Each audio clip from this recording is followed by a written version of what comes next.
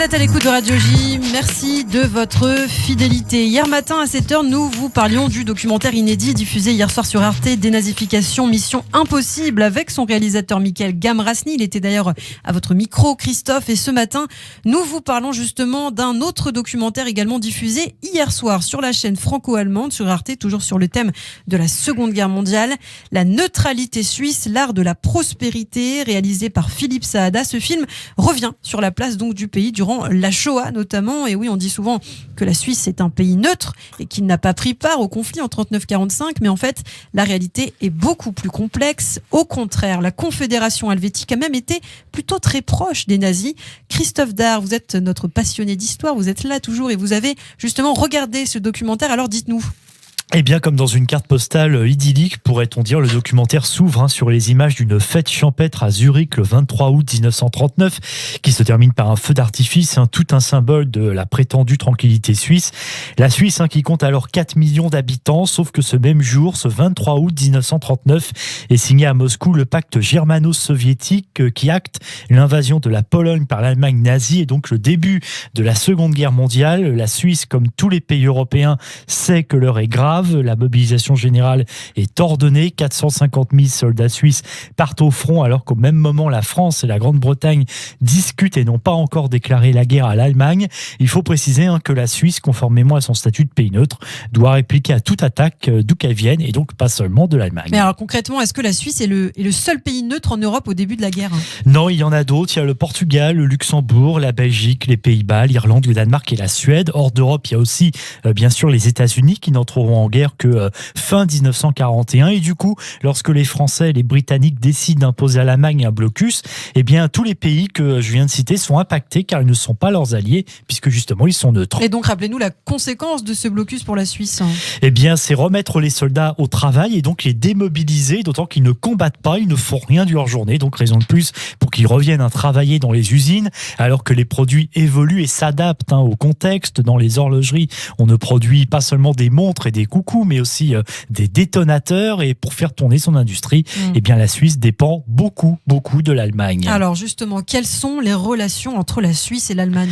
Eh bien, elles sont bonnes, très bonnes même, puisque la Suisse importe du charbon allemand. Inversement, l'Allemagne nazie utilise le franc suisse pour acheter des matières premières suédoises ou espagnoles nécessaires à ses usines d'armement, notamment le fer suédois. Les Allemands obtiennent cette monnaie dans les banques suisses qui en échange achètent l'or allemand.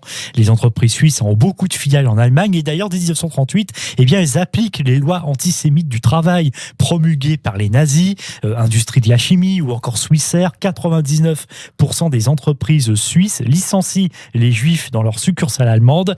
En clair, Ilana, les deux pays s'entendent très bien, sauf que l'Allemagne va bientôt vouloir se venger de son voisin helvétique. Et pour quelle raison ? Eh bien parce que la Suisse a violé sa neutralité en passant un pacte secret avec la France. En gros, si la Suisse était attaquée par les nazis, la France viendrait à son secours. Imaginez donc la réaction à Berlin. D'autre part, la Suisse a pris les armes en mai 40 et ce petit pays a même réussi à descendre des avions de la toute puissante Luftwaffe.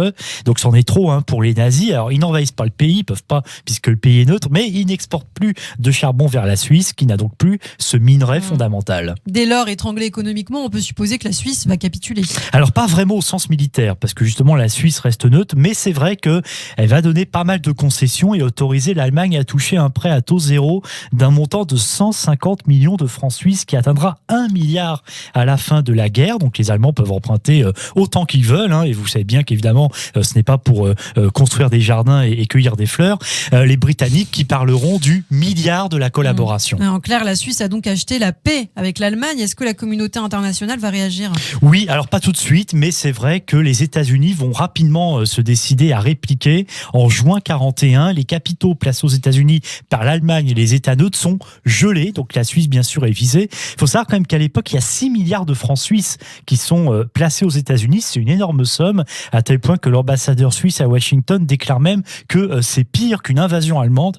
Mais la Suisse reste neutre. Et d'ailleurs, on voit dans le documentaire ces images, la réception des ambassadeurs du monde entier à à Berne, c'était le 1er janvier 1942. On voit des ambassadeurs alliés, mais on voit aussi des ambassadeurs des pays de l'Axe. Neutre, c'est ce qu'on dit évidemment, mais en fait la réalité est beaucoup plus complexe. Christophe, que va être le rôle justement de la Suisse durant la Shoah ? Eh bien, ce documentaire, La neutralité suisse, l'art de la prospérité, de Philippe Saada, nous montre que grâce à la mobilisation des autorités religieuses, la Confédération helvétique va accueillir 22 000 juifs qui ont fui la France, et les RAF, en fait, le seul moyen d'entrer en Suisse à l'époque, donc c'est par la Trouée de Savoie, donc on va dire que c'est dans la partie dite de la zone libre pour rentrer sur le territoire helvétique. Cela va se passer au cours de l'année 1942, alors que la Suisse a officiellement fermé ses frontières en 1939 et avait d'ailleurs depuis expulsé toute personne qui voulait y trouver refuge. C'est signalé également toutefois dans le documentaire, plus de 3200 juifs n'ont pas pu entrer en Suisse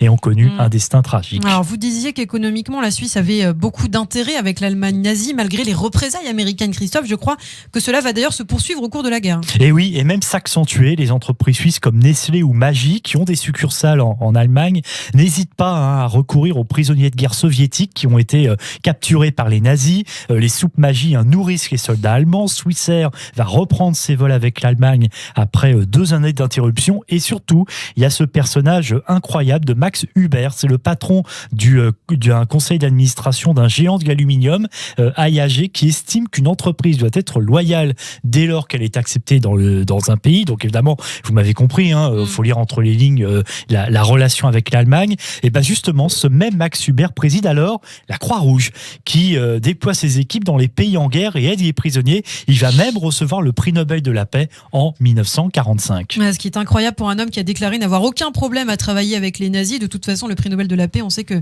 ça a été aussi donné à des personnes un petit peu controversées. Le documentaire nous montre que jusque dans les derniers combats, la Suisse d'ailleurs aide toujours son voisin. Si certaines entreprises suisses se rangent du côté américain, c'est le cas par exemple de Nestlé qui nourrit les GIs américains, bien la Suisse autorise les trains allemands à traverser son territoire et fournit tout ce dont l'Allemagne a besoin, retardant du même coup la défaite finale du Troisième Reich.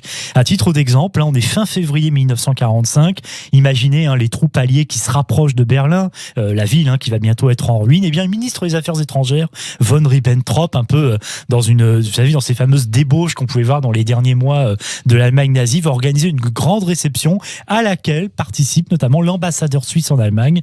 Tout cela, les États-Unis, bien sûr, ne l'oublieront pas. Et après la guerre, ils empêcheront la Suisse d'adhérer à l'ONU. Et pour Washington, la Confédération helvétique s'est trop compromise avec l'Allemagne nazie. Et si la Suisse va rapidement retrouver sa stature de pays neutre, c'est dans les années 90 que l'on découvre finalement le poteau rose des archives très significatives de la Seconde Guerre mondiale. L'image de la neutralité suisse est alors sérieusement écornée. Après 5 ans d'enquête, une commission démontrera en effet que le pays a acheté 3/4 de l'or allemand et donc contribué à l'effort de guerre nazi. Merci Christophe Dard pour ce dossier très intéressant. Un documentaire donc qui relate tout ça.